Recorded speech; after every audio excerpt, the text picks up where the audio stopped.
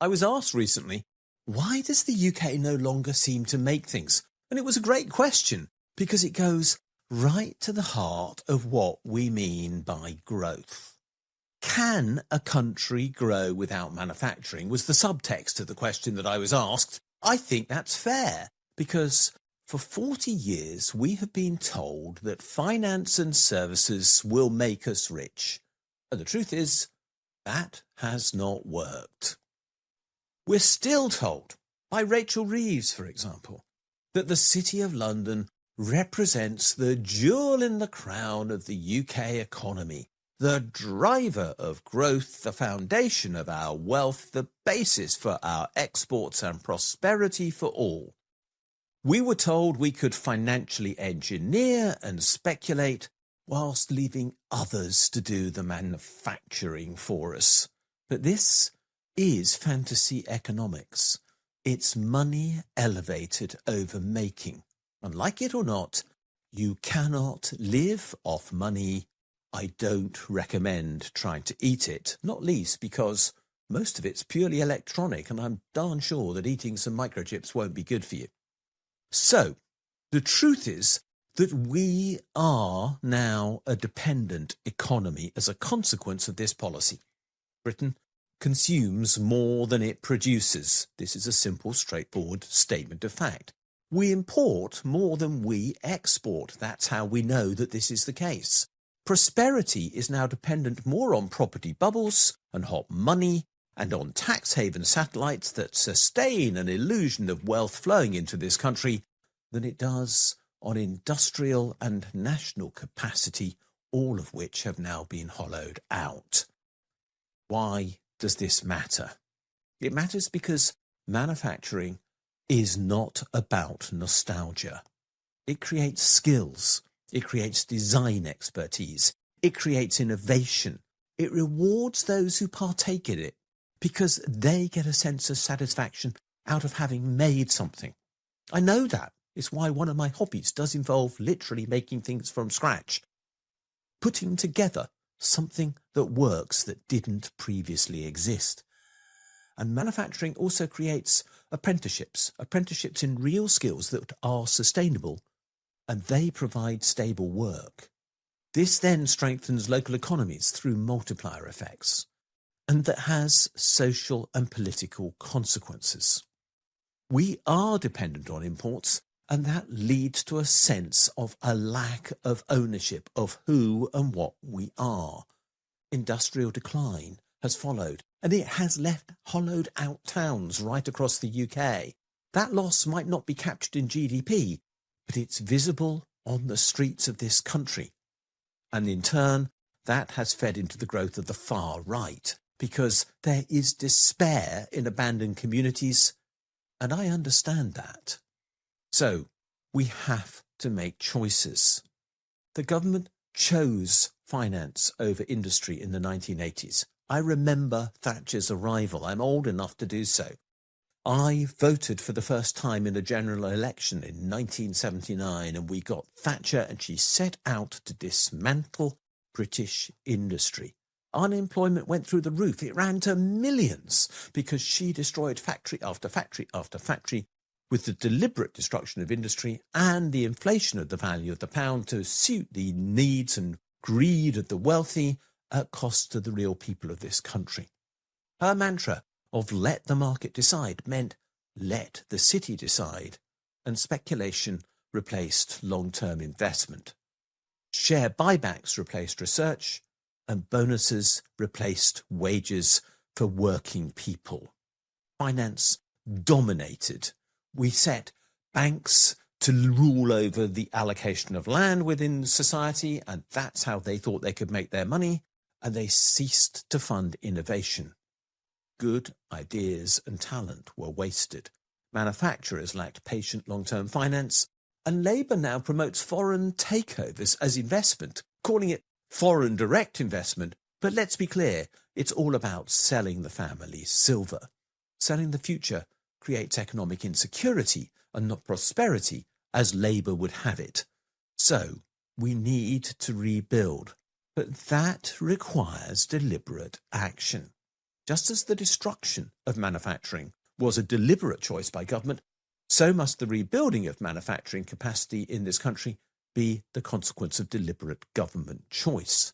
We need public investment banks, and not just little piffling ones, which is what we tend to end up with at present. I'm not condemning the development of such a bank in Scotland, or the new idea that there might be one in Manchester. And I'm not condemning the government schemes, but they are tiny in proportion to need. We need real hardcore public investment banks of the sort that Germany has had for decades and which have provided the basis for its industrial investment strategy. These must be regional. That's important. There must be one for Scotland. There must be one for Wales. There are such structures in place as well as in Northern Ireland, but they must also be regional within England itself, because there must be local decision-making on how these funds are directed into communities that need them. And the tax system must be aligned with that goal. Tax systems must reward real investment and not extraction. So the idea that we have at present, which means that every business that whatever it does gets tax relief on all its so-called investment, is absurd. What we want instead is that there is a very strong incentive to invest in real productive capacity, and those who are investing in financial services and in financial speculation or gambling or the destruction of our planet should begin to see their capital investment programs phase back, because we want a deliberate industrial policy that promotes what is useful and not what is harmful. In this way, the state must become a partner to real industry and not a passive observer. But, and I'm going to raise a very big but here because I think it's a good point to raise as well, and that is that not all growth is produced by making more goods. And that's critical to understand. There has to be a partnership. Care, teaching, healing, and research also create real value. These expand our collective capacity to live well just as much as making things does. Neoliberalism might have called them costs and not investments, but the reality is the opposite. These things are about creating well-being, and the stress is on the word well. We do need them because without them, we cannot live well. And there are genuine foundations of growth within our public sector already. Hospitals and universities are productive assets. They create knowledge and long-term capability. Real growth builds human and social capital, and that's what these places are about. They also support innovation within ecological limits, and that's fundamental to our future prosperity. So right now, what must the state do? It needs to invest, it needs to coordinate, and it needs to plan. We must rebuild energy and manufacturing capacity. We must invest in care and education to support innovation. We must invest in a green transition so that we can live within our planetary boundaries. And we must reform finance so that it serves society and we do not serve it. This means that we do not need to restore nostalgia for the old industrial Britain. The smoky chimneys and steam engines and all those things might be great for heritage railways and for that industry, but they aren't the basis on which we're going forward. That old style industry represents a myth in itself, as much as a myth of the fact that finance could ever replace it. What we want is value that creates sustainable well-being, and that requires a new industrial strategy. A new industrial strategy based upon combining modern skills and care and innovation with the capacity to make, and that is vital. We've got those skills. We've got that creativity. I only have to look around me to realise that they exist. What we lack is the political imagination to put them together and the willingness of the government to invest in this process. Manufacturing must return as part of a balanced economy. We need to rebuild social foundations on which all production depends, and growth must serve society and not the other way round. We could still have a new industrial age, but it's one that will respect limits, put people at its epicenter, and which will realise that meeting need and not wants is the priority, and as a consequence, we will live better. Manufacturing has a core part to play in our future. Let's not pretend otherwise. And we've forgotten it for too long, and we must invest again. What do you think? Do you think we should be investing in manufacturing? Do you think we need an industrial strategy? Do you think we need to target tax reliefs on real manufacturing and not on financial engineering? Do you believe people want to work in this way? Let us know. There's a poll down below. Thanks for watching this video. If you've enjoyed it, please do click the like and subscribe buttons because they do genuinely help us spread the word on YouTube.